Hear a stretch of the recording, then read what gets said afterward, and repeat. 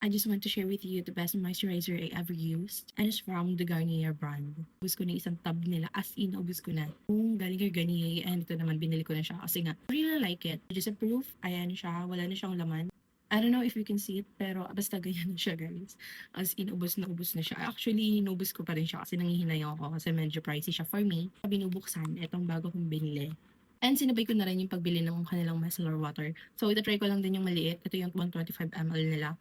Kasi, I'm currently using other brand. Pero maganda rin naman yun. I've been using it for a while now, since November last year. And all I can see is, nawala niya yung pimple marks ko and bibihira ako magka-pimples.